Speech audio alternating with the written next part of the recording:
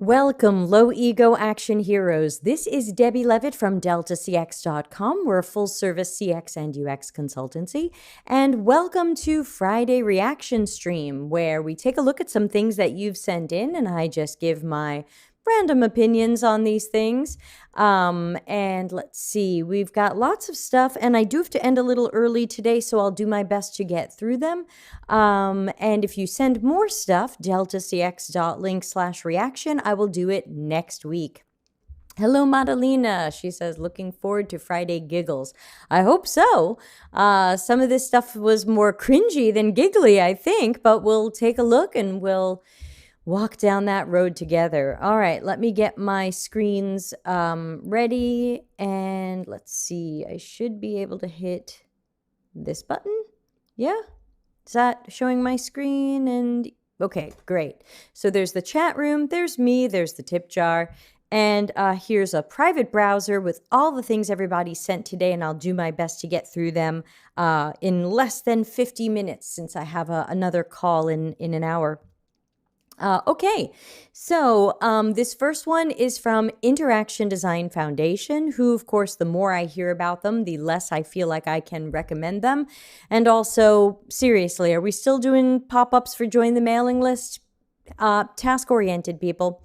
So this is how to create effective UX case studies with Aristotle's 7 elements of storytelling. Plot, character, theme, diction, melody, decor, and spectacle. Plot, the story your UX case studies and portfolio tell. Character, your role and how you work with others. Theme, the context of your project. Diction, the tone of your voice. Melody, rouse the emotions of your reader.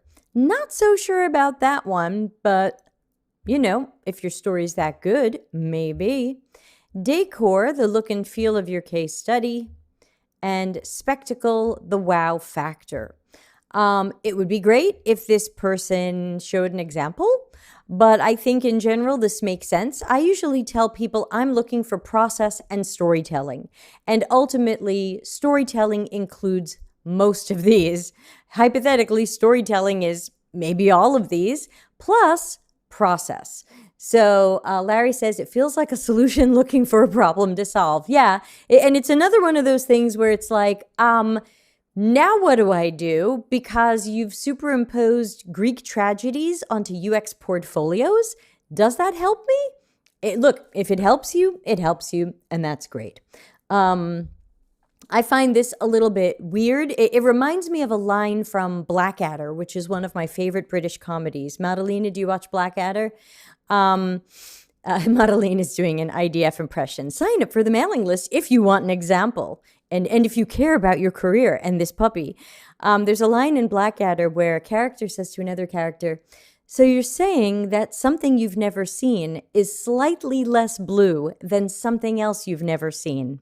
And that rings in my head a lot. And I think that's how I feel about this article. It's like, oh, you need help with your UX portfolio? You're a little bit lost? Well, here is a paradigm completely unrelated that might not help you know what shade of blue this is. So I'm going to move on.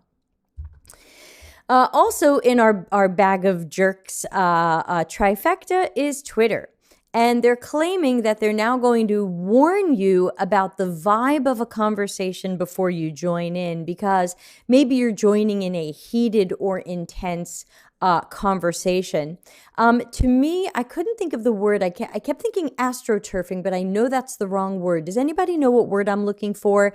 It's like, it's the theater of pretending that you care and pretending you're doing something about a problem, but you're not doing anything about the problem, and you might even be making it worse. I mean, let's face it.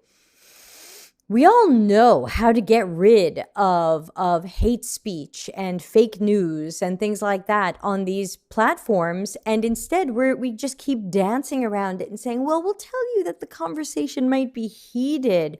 I don't know. Some people love that stuff. So no. So what do I think of this? I don't think it's about healthy conversation. I don't think most of these platforms care about healthy conversation. And I have examples I could bring up, but they would probably sound quite political. So I'm just going to move on and say, I don't believe it. Larry says, it's Twitter. It must be a conversation of respectful discord, right? For sure, Larry. It's always love on Twitter. So just in case you thought it couldn't get worse than IDF and Twitter, I got sent Facebook's press release about how the news about them and teenagers is not really as bad as it sounds, and that in general, Instagram really helps teenagers feel better about themselves and feel less lonely. But yeah, they don't feel better about their bodies, but it's really not so bad. And of course, I don't think I have a graphic or a sound that sums up how much bullshit I think this is. There's no way that I mean, at this point, this is just spin. Madalena says, yeah, that made the news quite a lot. It did. I think it's the cover of Time magazine. I deleted most Facebook stuff almost 4 years ago. I do use Instagram, but I use it more to broadcast my own world and follow like 70 friends. I'm not like following influencers and celebrities and these things that can certainly make you feel bad. So I'm just following people I know and a couple of singers I like. And so it's like a very happy, safe world where I am. I won't even go to their explore area because I don't even want to tell you the stories of things I found there. But I knew I was being manipulated, so I won't even go there. And honestly, if I had a replacement for Instagram, I would happily use it. But every time someone comes out with what they claim is an Instagram replacement, I read the terms of service in full, and they're not okay. Madalena says, Facebook's a farce. When I closed my account, it was vile trash. It still is. So what do I think of this? I think it's more lies from Facebook. And I think anybody who is on LinkedIn congratulating themselves that they got a job there has to take a real hard look about how long they want to stay there and why they want to stay there. People from the Slack channel know that Facebook just tried to headhunt me a couple of days ago. No, thank you. I pressed unsubscribe and it took 4 steps. It was a 4-step unsubscription process because Facebook cares about people and the user experience. Kayleen says, catching up, but maybe you're thinking of virtue signaling? That maybe, Kayleen. I think you're onto something. Anyway, Facebook, pile of garbage. Hope they don't exist. ASAP. Bad for people, bad for communities, bad for states and provinces, bad for countries, bad for governments, bad for almost everybody. I can't think of anybody that Facebook is good for. All right, let's move on. I got this blog post, which is from this week, from Boxes and Arrows, and it says, the dream of a more human navigation realized. Now, I got this, y'all sent a whole bunch of stuff today. You must think I just have time to watch these videos and stuff. I did my best to look at everything. I skimmed this article, and I thought the end of the article said it the best, which was, how is this different from what we already do? So my impression was this was kind of another article that at first sounded like it was going to introduce something to you that you hadn't really considered before or you weren't already doing, but it's just kind of what we already do, and I'm just going to frame it a little bit differently, literally. So I wasn't terribly impressed by this article. I didn't think it was an article that I would recommend. They're talking about we're going to use personas to generate user or customer intentions. Of course, if you listen to Larry for more than 3 seconds, you would know that we generate a task analysis and understand people's needs, intentions, motivators, decision process, whatever first, and then we decide who are these people, personas, typologies, roles, whatever we're calling them. So disagree there. I think Larry has the better way. This might be a more common way, but Larry's got the better way. And then we marry customer intentions and business values through concept models, concept sitemaps, content architecture, and user flows. That didn't really jump out at me either because I think part of the weirdness of a job in UX is that we always have to marry both. We really do need to focus more on customer intentions than most teams and companies do, but we can't forget business values or business needs or business goals. We have to keep those in sight as well. So all in all, an article that I didn't really think was helpful.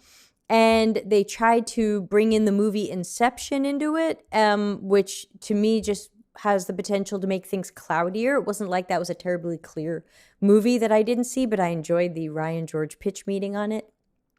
So let's move on. So somebody sent me a screenshot of some tweets, and the tweet started with Matt Walker, who I don't think I know. Name doesn't sound familiar, so no opinion, don't know him. And it says, normalize creating presentations in Figma. Why am I going to struggle with Google Slides anymore? Google Slides is incredibly easy. I'm not too sure why you're struggling with Google Slides, but you've mastered Figma? Hello, bizarro backwards world. And Sarah Duty swung by and said, before you decide to do that, you might want to consider if you have to collaborate with people to make the presentation. Not everybody will be able to ramp up to use Figma. I thought she had a decent point. I don't use Figma. And then Danny chimed in, who I don't know, but I thought she said it even better. She said, 10,000% this. I use PowerPoint because I'm making presentations alongside my product and engineering partners, and I want to use the same tools they use. I use Figma for prototypes because that's what my UX designers are using. Use the right tool for the job. And I use Axure. Hashtag not sponsored. Here we go. So I agree. I recently saw somebody who was using Figma kind of as PowerPoint, and then the client was like, get me a copy of this slide deck. And there was like this weird moment of silence where this person realized they were going to have to send this person either a Figma file or some sort of export of a Figma file, and it might not be the PowerPoint deck this person was expecting. So I think that is not the best use of Figma. I think some people have fallen into using Figma as a sort of PowerPoint because they're in Figma all day. It's comfortable for them. They may or may not have a license to Microsoft products, but of course Google Slides is free and it's a pretty decent ripoff. So yeah, I would agree with use the right tool for the job. And I would say presentations should probably be Keynote, Google Slides, PowerPoint, and not Figma, because if you have to collaborate with anybody else, most people at your job are not going to know Figma. Some of your UX and UI people will, and that's it. So I agree with the naysayers. Okay, research loop. Designers are not the center of the universe. So this was written by Andre, who is a friend of the show and pretty active in our Slack channel. And he did post this to the Slack channel, and I did push back against this article in the Slack channel at the time when he wrote this. So I don't know if he sent this in or somebody else sent this in. We don't want to super poop on him because we know him. But I will say that I did not have a strongly positive opinion of this article. I felt that it started with an inflammatory clickbait title, and then the rest of the article didn't even really match what the title seemed to offer.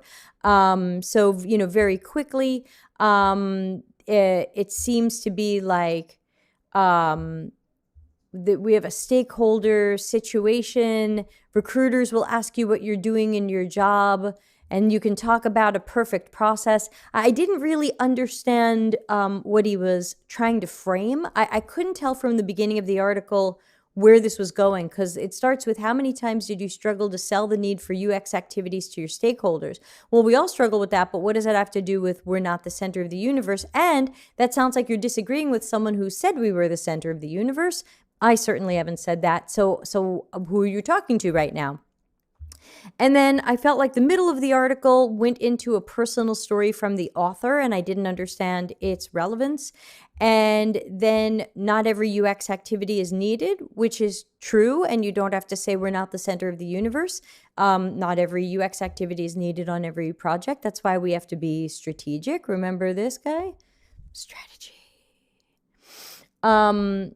And in conclusion, have a genuine relationship with your stakeholders and don't be arrogant. So I wasn't a fan of this article.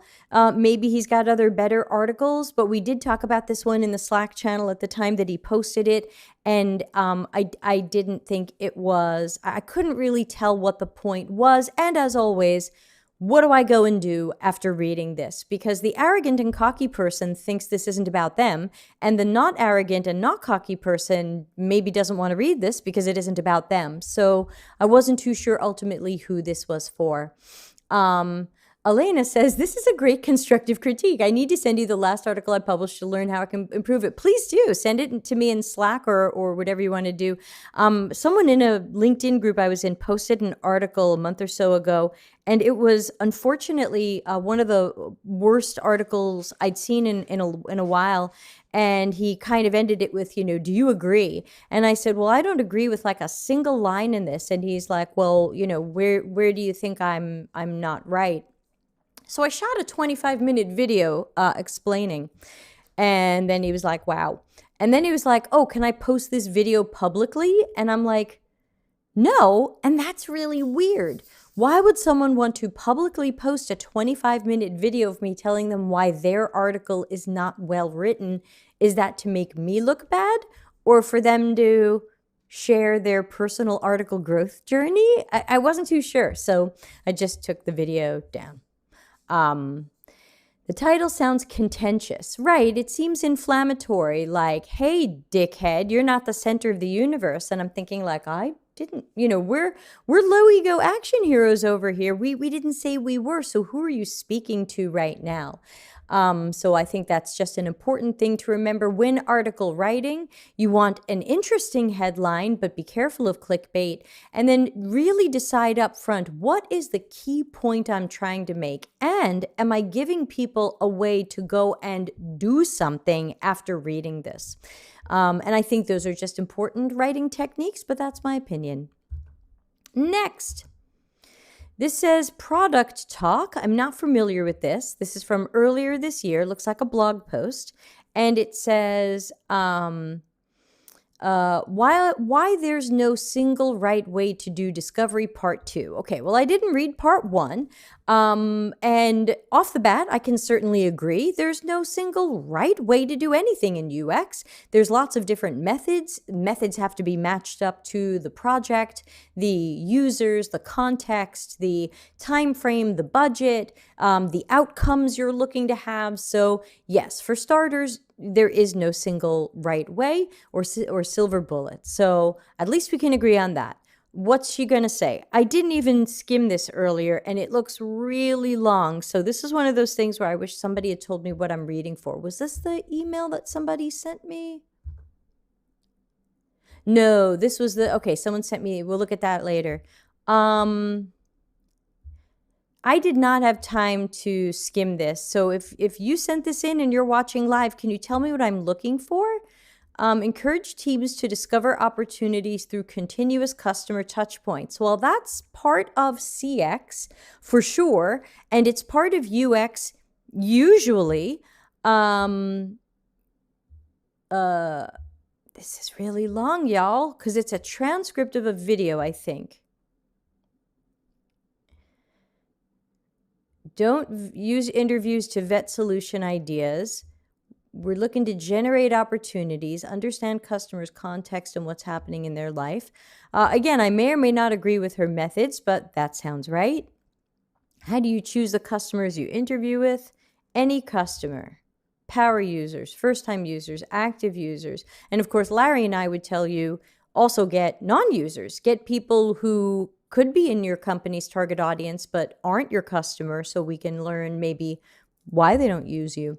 Anyway, this was too long to go through, so I wish that if when you send something like this, you tell me kind of what I'm looking for, because this was really long and I don't remember an email coming with this one. So I'm going to keep on going. Tweet from Joey Banks. I don't know who that is. And it says, no need to call yourself a junior designer. You're a designer. Well, sure. But in normal workplaces, we have levels. These levels are expressed through titles. The level of our role is expressed through a title. Let's learn who Joey Banks is. He's a design systems person, and he's giving you a Figma thing. And who is he? Joey Banks, LinkedIn, product designer and design systems, right? Well, I don't know. He was a senior UX designer here, so somehow that word was okay. And he was a design intern, and yeah. So, right. So this is, I'm going to have to just go with clickbait on this one because, yes, it makes sense for us to use titles. It makes sense for us to have titles. When I'm working with someone at a job, if they're a senior engineer or a lead engineer or a junior engineer, just helps me understand how much experience they're likely to have, and gives me a little sense of if there's different ways that I might need to work with them or something like that. So, what is the point of this? Your job is going to call you an associate, a junior, an intern, a senior, a mid-level, a lead, a principal, a manager. I don't know what he thinks he's accomplishing by removing that. It tends to be important, especially for people trying to show progression on their resume or CV.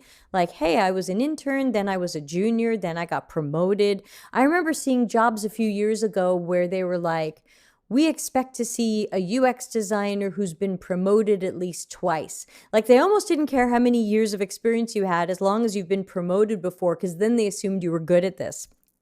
So, hey, getting promoted is important. Getting a higher title is important to most people. If it's not important to you, that's fine. You can get all the likes you want. Now, what do I do? What do I do? When the job wants to call me lead UX researcher, I should tell them, leave off the lead. I'm a researcher. It doesn't make sense. Madalena says, like, there was another lady on LinkedIn saying the exact same thing, and her title said senior UX designer. And I asked her, so why do you have senior in your title? Exactly. Solomon says, I can see how saying I'm a junior designer at a dinner party can be a little weird, but at a job interview or on the job, your experience determines the level of responsibility. Yeah. Yeah, if I were at a dinner party and I was talking to someone who didn't understand typical levels in tech, I might say, well, they probably won't understand designer either. Moving on. All right, y'all sent me a bunch of videos, and some of them were really long, so you all seem to think I've got time, which is so sweet. Whew. And Madalena, I want to know the rest of that story. Did she write you back and say why she says senior and then says we don't need titles? All right, so this was a video from Designa Lily, who I don't know, I don't subscribe to. And I think there's 2 videos from her today.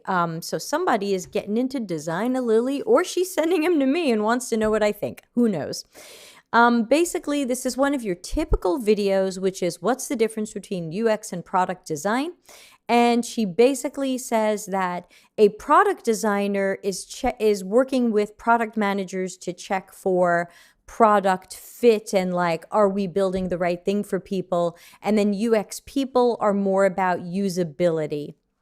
And I think that these are all fake delineations. So far, all the product designers that I've met or I've heard of are basically UI UX designers. I've not yet met a product designer who says, I only work with the product manager just to do some research and design to see if there's a good product market fit. That doesn't even sound like a good process. That doesn't sound like the right way to go, and it doesn't sound like we're task oriented. And it doesn't sound, I've never heard of a company where a product designer helps check the feasibility of a product or its product market fit, and then passes the work off to a UX designer to actually do the UX work and the usability. So again, product designer is like design thinking. It's one of those words that has so many definitions, and it sounds like no two people can agree on what a product designer is.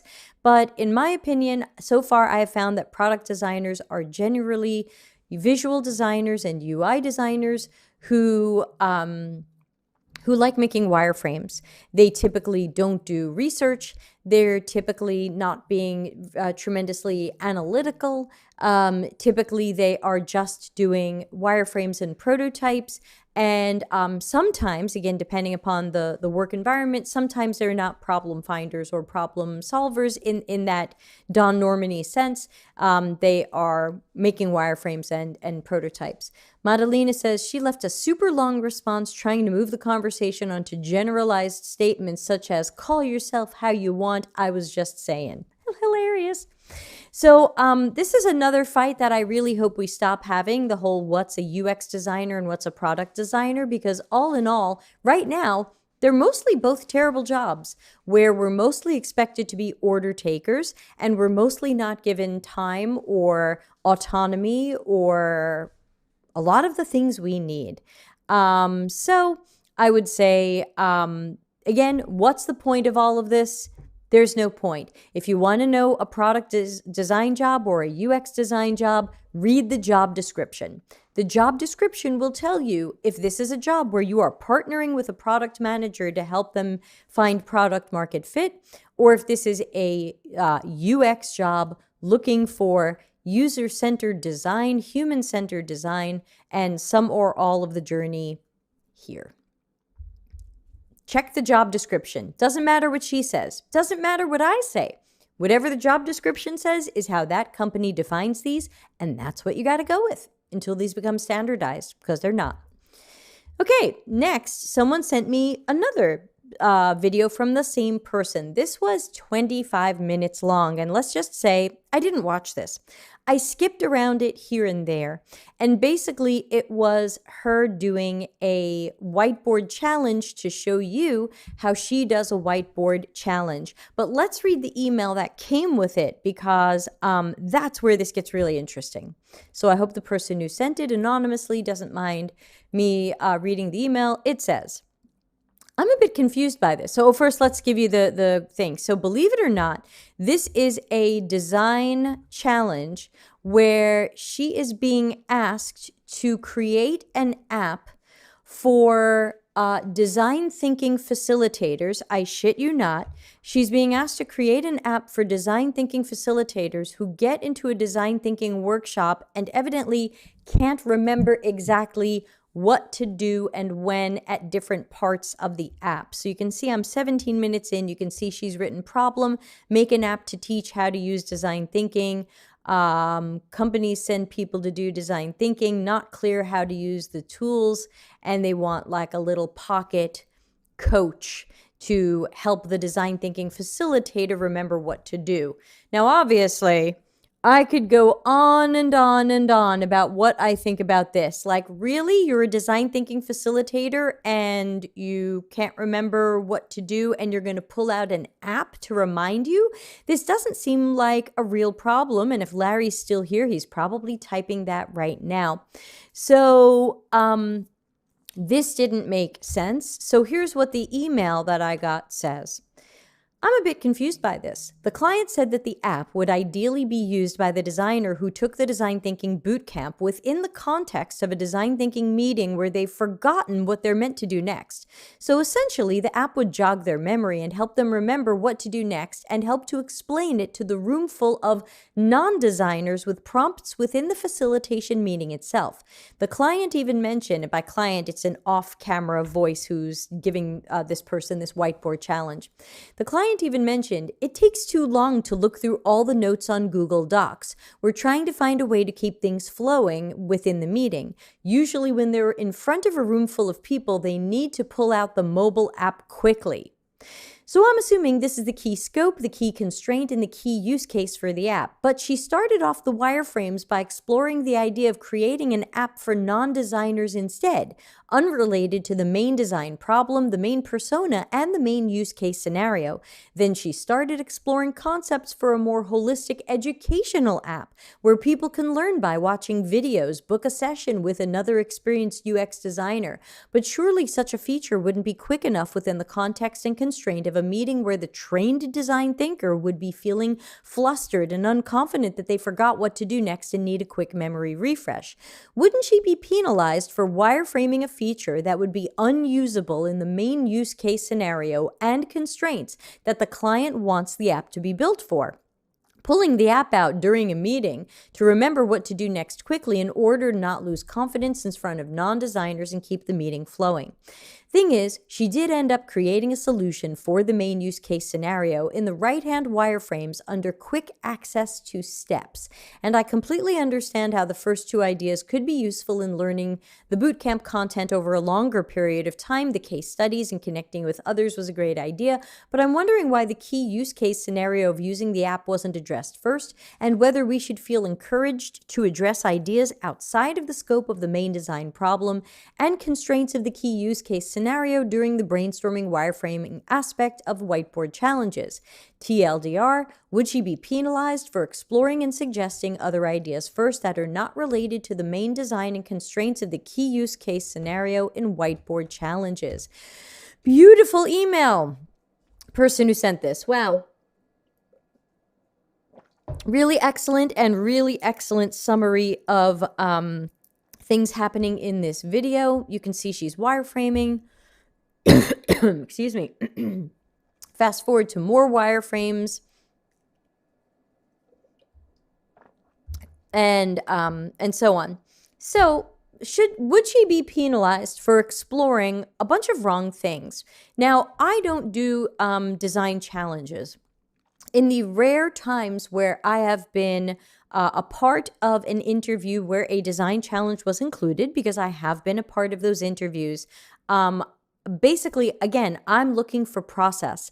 I'm looking to see how you would address this problem and what directions you might go in. I don't expect you to come up with the perfect solution or the right thing the first time.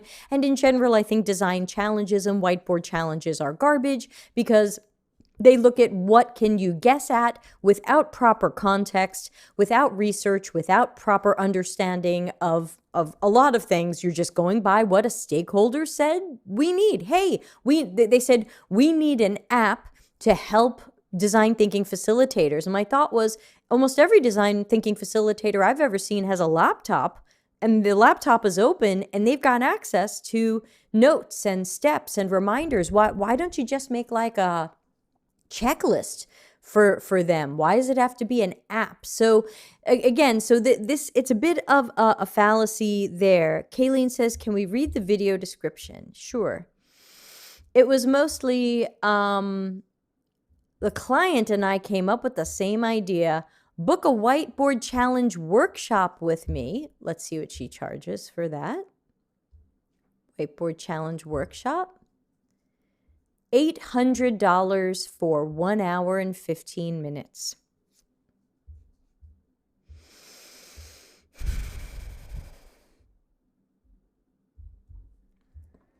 Don't even know what to say. People are telling me my $50 a half hour is too much. So evidently, when you become a YouTube influencer, you can start charging anything for your time. And hey, more power to her. I could charge those numbers, but I don't have the heart to do that. Hashtag empathy, because remember, your target person has no job or is unhappy in their job. So if you want an hour and 15 minutes with me, that's $125. Let's just plug myself right now. You can have time with me, deltacx.link/coaching. for $50 a half hour. You need 2 hours of my time, it's $200. It's not $800. Please give me your money. Kayleen says I'm dead. The for sale sign. Yeah, I made that when you weren't looking. So yeah, she's got a book, and yeah, so and she's got Amazon coded links where her affiliate code will be in here if you buy stuff from these links. So, this is just marketing 101, and she's doing it. I can't fault her for wanting to make as much money as she can off these things. I just know that I've taken a different direction. Kayleen says, costs more than an iPad. Yeah, so let me go back to the original question. If I said to you, the design challenge is for you to create an app. Now, again, why would I be that specific when I would want to see what you come up with? I wouldn't, but let's pretend I said we want to see an app to help design thinking facilitators remember what step or thing they're doing next. And if she started coming up with how to learn design thinking for non-designers, I think I would hold that against her. It would make me think that she didn't understand the scope of what I was asking her to work on. And if she didn't ask follow-up questions to clarify that, I would be concerned that she ran in the wrong direction overconfidently. And so, and then if she made another thing that was like a peer community for design thinkers, that's also not a solution to this problem. So if we are doing whiteboard challenges to show that we can quickly brainstorm a solution to a concrete problem, which is usually the point of a whiteboard challenge, is to come up with solutions that match the problem, I would say I probably would hold it against her that she went in the wrong direction with two of those, unless she started in the wrong direction and then said, oh, wait a minute, this is not what you really need. You didn't need a design thinking teaching tool. But then I'd be like, why'd she even make that? Wilson says, oh my God, I watched this before. Wilson, what did you think of it?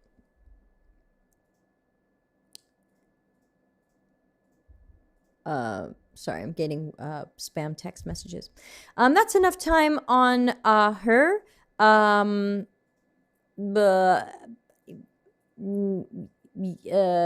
Yeah. So I think there's got to be other ways to solve this, but of course, I can't help but enjoy the irony of a design thinker needing design thinking to design think them a design thinking solution for their design thinking. Meow, meow. Okay, somebody sent me, Wilson said, it gave me anxiety issues because you have to come up with solutions on the spot. Yes, you do. That's usually what the whiteboard challenge is about. And I think they will judge your solutions. I think if you come up with bad, non-viable, off-track solutions, they could hold that against you. They could.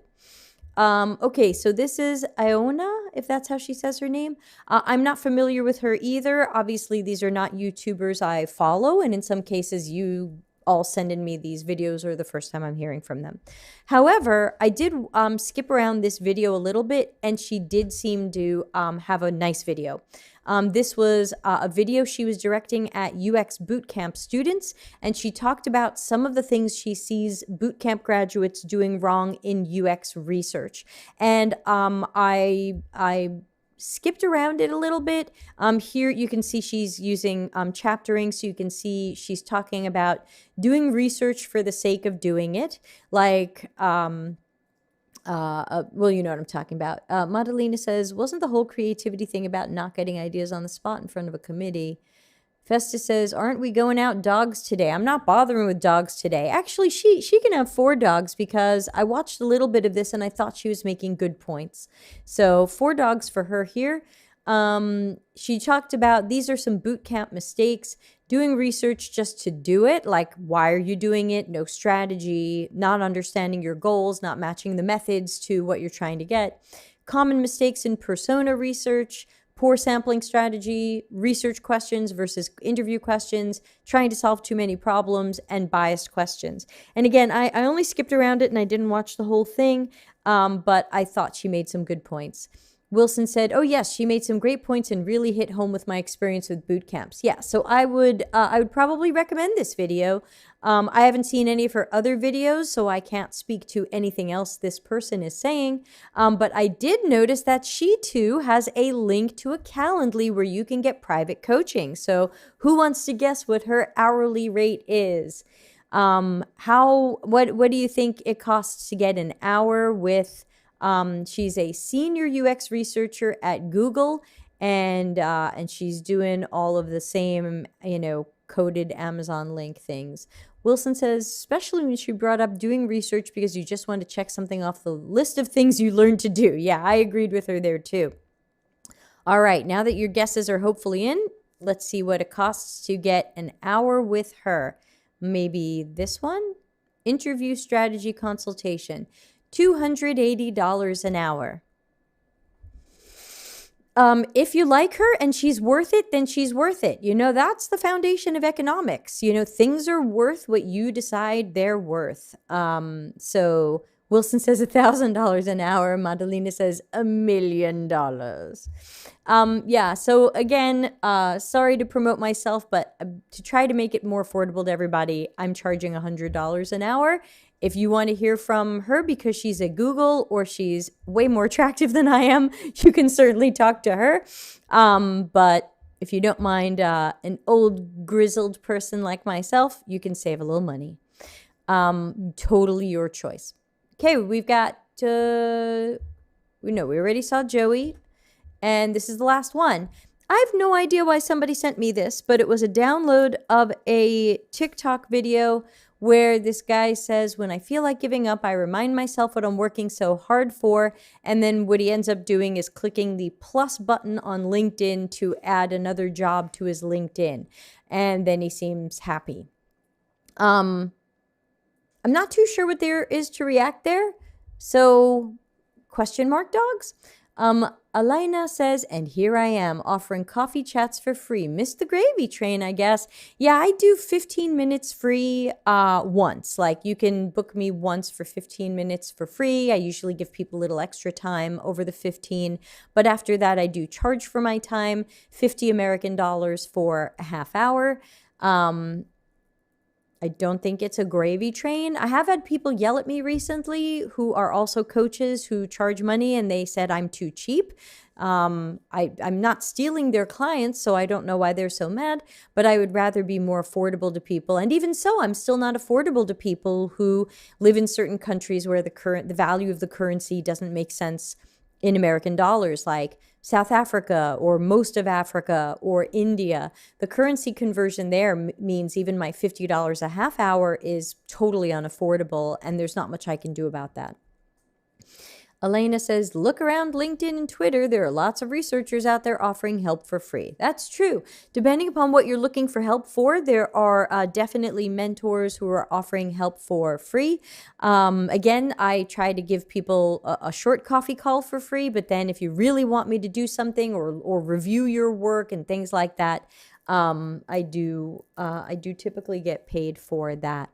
That's it for today, and I was going to try to end in the next few minutes just because I do have a call coming up. So let's focus back on me. Hi. Any last comments, thoughts, or questions before we wrap up for today? Let's take a look at next week's schedule quickly. Monday is Indigenous Peoples Day, and I will be working. And I'm going to be reading my new article on being feature-oriented versus task-oriented and why task-oriented is better. And I'll be looking for you to join in on that and comment and ask questions. That's Monday. Tuesday is Office Hours Ask Us Anything with Darren and Dr. Nick. Wednesday is our monthly Slack networking adventure. No snacks will be served. Join our Slack channel. Let me put that up. I moved all my things around. Here we go. Join our Slack channel, deltacx.link/join Slack. Last I checked, we have almost 1,000 people there, though about 100 are active at any given time. People do come and go. Let's see. Friday reaction stream. Monday the 18th. Oh, hello, Deanna. There goes my dog bouncing around the screen. The week after next, I think I've changed a lot of the times because I'm taking a course that is nighttime my time. So, Larry's going to be here Monday the 18th doing a micro lesson on knowledge design. That's regular time, 6:30 p.m. Italy time. Tuesday is double office hours, 10 a.m. Italy time, and I'm changing it to 5 p.m. Italy time so I can end in time for my evening class. And then Friday reaction stream will also be at 5 p.m. on Friday the 22nd because I have this evening class, and then back to regular times after that. Let's see. Kayleen says, meow, meow. Wilson says, my girlfriend always reminds me to be a low ego action hero. She's getting influence from your videos. Thank you, Wilson's girlfriend. You remind him. Madalena says, I'm still stuck at $800 for a whiteboard workshop. Yeah, and the weird thing is, like, to me, the number one thing you need to be good at for a whiteboard workshop is fast thinking, critical thinking, possible outcomes, problem solving. Like, I'm not sure I can teach you to be better at that. You know, what would you end up doing? Trying to tell people, hey, here's some typical whiteboard exercises and here's the answers? That doesn't seem right. By the way, I am wearing my green hoodie in front of a green screen to remind everybody that we are running an experiment on the channel right now. If you're watching this live or around October 8th, 2021, we're running an experiment where we're adding some ads at the beginnings or ends of videos. I apologize. I had promised you all an ad-free experience. The channel is now 2 years old, and people are telling me that I'm dying in the algorithm. So evidently, like Medium, if you don't monetize videos, which helps YouTube make money, you're not doing so well in the algorithm. So we're going to try running some skippable ads for the next few weeks and do a little quant research and see if adding those ads makes a difference in any aspect of our channel. So transparency, because that means I am going to make money from these ads, but I have promised that we are going to pick a charity each month and we will give the ad money to the charity at a minimum of $50. So if I make less than $50 in ads, I will give $50 to a charity each month. We're going to pick those charities in the Slack channel. Wilson suggested a breast cancer charity in Canada for starters, so I'm going there. Someone else said, I think Madalena said animal welfare. We'll go there next. I like to donate to LGBTQ plus charities. We'll go there next. So, you know, keep sending me your charities, and we'll get the ad money to them. Kayleen says, YouTube definitely has an incentive to push out ad videos. I don't know if the timing matters, like if YouTube really likes the ad videos that were just uploaded. Yeah, I don't know. Ralica watched something and kind of gave me the short version because I didn't have time to watch it, but it seemed like YouTube doesn't love live streams. I guess because we were not putting ads in them. I don't know why else. But certainly a lot of you watch replays, or you tell people about it and you share the replays. So the replays do get watched. And I think in general on my channel, we have hundreds of views in replays and sometimes only 10 to 40 of you joining live. So even though we do the live streams, we're definitely archiving everything in all the playlists, and people do watch them later. So we'll give it a try. And like I said, we'll donate the ad money to charity. The super chats, super stickers, and tip jar I'm keeping for chocolate chips and reinvesting into the channel. And the ad money, I will be transparent. I will be screenshotting YouTube reports on how much money I've made. I'll be sharing them in the Slack channel, and I want everybody to know that I'm going to be open about that. If you ever have any questions about how much money my channel is making or things like that, I want to be completely transparent about that. I'm not using Amazon links with affiliate codes in them. Everybody knows that everything here is not sponsored. We have no sponsors on the show. I'm turning down sponsors, and I'm not trying to make money off y'all, though I'm very appreciative of the people who are donating, which reminds me to give a quick thanks to the people who are our mid-level low ego action heroes and higher here on the YouTube channel, where you can subscribe and join. And that would be thanks to Anita, Chang, Darren, Irena, Jordan, Michelle, Nikki, Ralitza, Ray, and Solomon. Of course, being a subscriber here is completely optional. It just helps give me some financial support. But again, in the interest of transparency and being totally see-through by wearing a green hoodie in front of a green screen, I will tell you that I just got a payment from YouTube representing probably the first 6 or 7 months of this year, probably through maybe August, and it was 400 American dollars. So just in case anybody thinks that I'm making crazy bank here and I'm going to stop doing UX work or something like that, no. I've probably spent more than that on the silly videos that we run, like this one. Because I buy these because I've no artistic talent. I can't make this. I've got to buy this. Yeah. So I go out and buy videos. But that's what makes the show fun. We're part of it. It's also you guys. I come in third. It's you, and then the effects, and then me. That's what makes the show fun. So I'm going to run to get ready for a call I've got in about 10 minutes, and then a call after that, and then a call after that. So everybody have a super Friday into a super weekend. I hope to see you on Monday for Larry's knowledge design micro lesson, and we'll just keep going from there. I have no other notes, but if there's something you need to tell me, I'll be on Slack here and there over the weekend. And again, if anybody wants coaching, I do open up my coaching time to the weekends as well. Oh, and don't forget to sign up for Axure.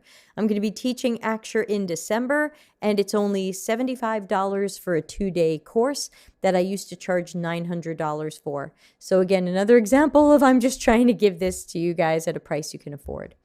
Thanks, Nick. Good to see you here. Good to see you, Alina, Madalena, Urvi, Wilson, Kayleen. Who am I missing? We didn't get Charlene today, did we? Solomon, Larry. Who else was here? I think we got everybody, at least who posted.